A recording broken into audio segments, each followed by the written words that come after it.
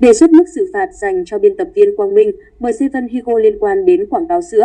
Biên tập viên Quang Minh và McCavan Higo khẳng định quảng cáo thực phẩm chức năng dựa trên trải nghiệm cá nhân. Tuy nhiên, đại diện Cục Phát thanh, Truyền hình và Thông tin điện tử cho rằng không có tài liệu khoa học nào chứng minh hiệu quả như lời quảng bá.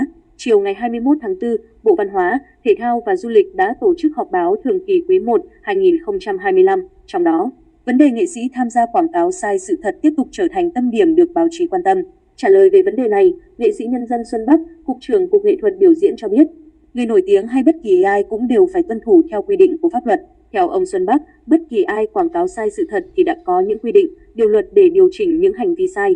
Với Nghị định số 38/2021/ND-CP của Chính phủ quy định xử phạt vi phạm hành chính trong lĩnh vực văn hóa và quảng cáo thì ai sai ở đâu sẽ bị xử phạt ở đó.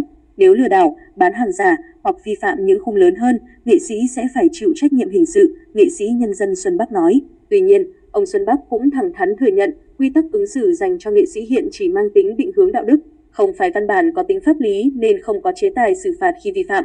Ở góc độ quản lý lĩnh vực truyền thông, bà Nguyễn Thị Thanh Huyền, Phó Cục trưởng Cục Phát thanh, Truyền hình và Thông tin điện tử cho biết, vừa qua đơn vị này đã làm việc trực tiếp với biên tập viên Quang Minh và McCavan Higo vì liên quan đến quảng cáo sản phẩm sữa tăng chiều cao. Theo bà Huyền, cả hai nhân vật này đều khẳng định quảng cáo dựa trên trải nghiệm cá nhân, tuy nhiên không có tài liệu khoa học nào chứng minh hiệu quả như lời quảng bá.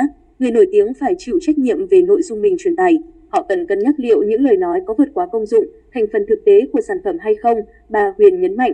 Dựa trên kết quả làm việc, Cục dự kiến sẽ xử phạt biên tập viên Quang Minh số tiền 37,5 triệu đồng với hai hành vi vi phạm theo Điều 52, Nghị định 38/2021/ND-CP bao gồm quảng cáo không phù hợp và sử dụng tên của đơn vị, tổ chức trong quảng cáo.